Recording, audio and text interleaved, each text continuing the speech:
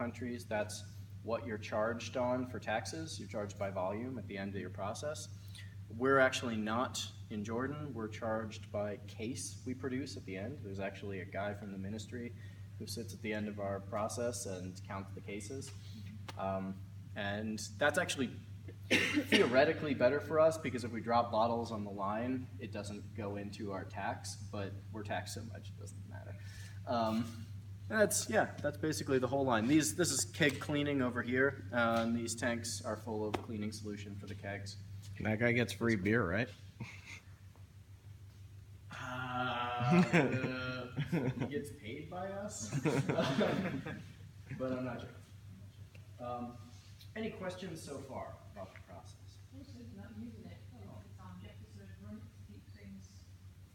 We run the water system each day, the electrical stuff each day. We make sure to keep everything really clean before we brew.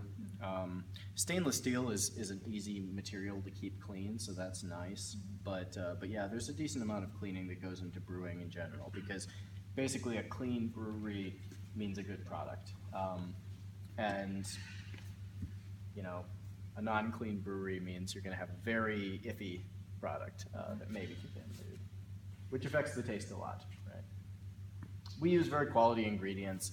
Most of our stuff comes from this company you can see on this bag. It says Bayermann. It's a family-owned company in central Germany. They're sort of a big name in quality brewing supplies, but they're relatively small. They've been in business since 1879, I think. So in a system like this, or in any system, you control for the cleanliness, definitely, and you use the best ingredients you can. But there are three things that can affect the taste of your beer no matter what, right? No matter how well you keep everything clean and no matter how good your ingredients are. Can anyone think of what those might be? Insects. Insects? It's kind of cleanliness. Insects are real big too. They don't get in much stuff. Barley, hops, and water. So it's, think about the skunky taste you get in beer. Sunlight? Yeah, created by sunlight. Right, so sunlight is one thing we have to control for. Heat is another one, and oxygen is the Heat third. in the Middle East? What? Shocker, I know. Well, I mean, at any point, really, like anywhere around the world, heat can make your beer sort of taste bad. Oxygen is another really huge one. We only want it in that fermenting stage. Beyond that, it gives horrible off taste to the beer. Light is really the one that most people run into because that's the one that's most commonly affecting the taste of your beer, and that it gives it that skunk taste, right, which I'm sure everyone has had before in their lives. So we deal with that stuff on the bottling line, and I'll show you how we try and keep those things out. How much of this system was imported? Very skunky beer. The big stuff was imported. I mean, the original system we made here. Green actually attracts light rather than detracts light, as most people believe, because it's a darker color than its bottle. A lot of the aspects, especially the bottling line here, darker colored bottle. this catwalk was, welded by us. A lot of the welding and stuff is done by us. There's no issues like getting all that stuff cleared through customs in Jordan. I mean, there are issues, but it happens. You know, like lots of things get cleared through customs. Issues, Normal not customs this is for issues. beer. Exactly. Yeah.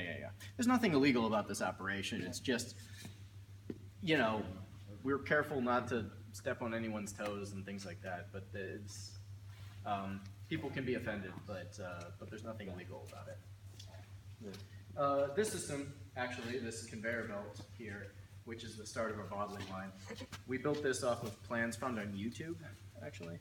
And the thing at the very end, which it's going to lift up the pallets to start off the system, that we welded ourselves, and that's actually pretty new to the brewery.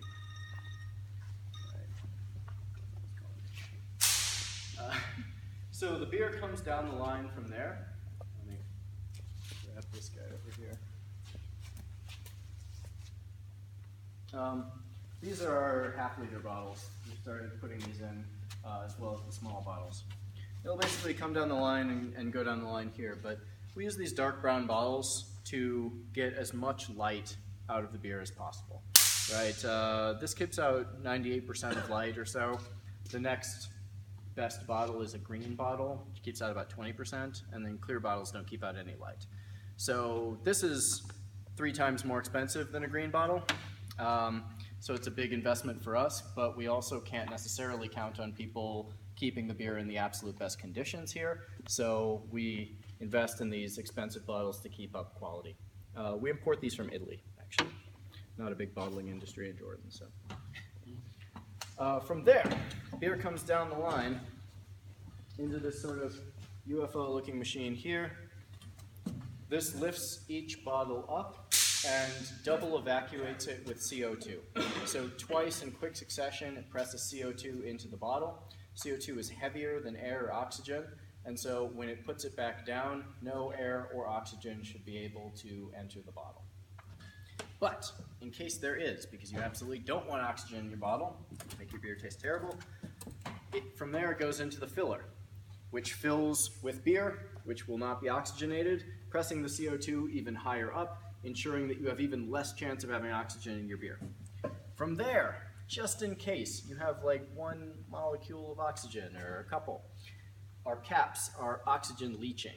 So the little seal on the inside will take oxygen in very small amounts. And if you ever pop a beer and you see there are little tiny bubbles on that inside seal, that doesn't mean your beer is bad. It often means your beer is still good, because that is what it's supposed to be doing.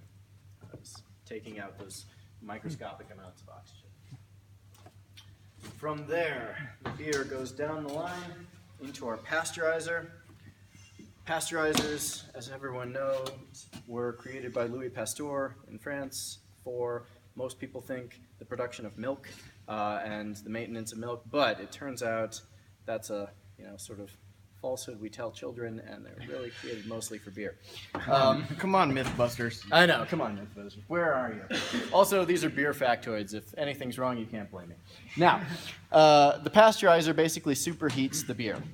Heat is a problem, but when you add it very quickly and very hot heat right at the beginning, that will prevent heat from affecting the beer later in its life. We would not pasteurize beer if we could avoid it, but it allows the beer to stay on the shelves much, much longer. Okay? So the beer you're drinking right now is not pasteurized. Pasteurized beer does affect the taste of the beer, not a huge amount. You probably wouldn't notice it very much, but it does affect the taste even more than filtering.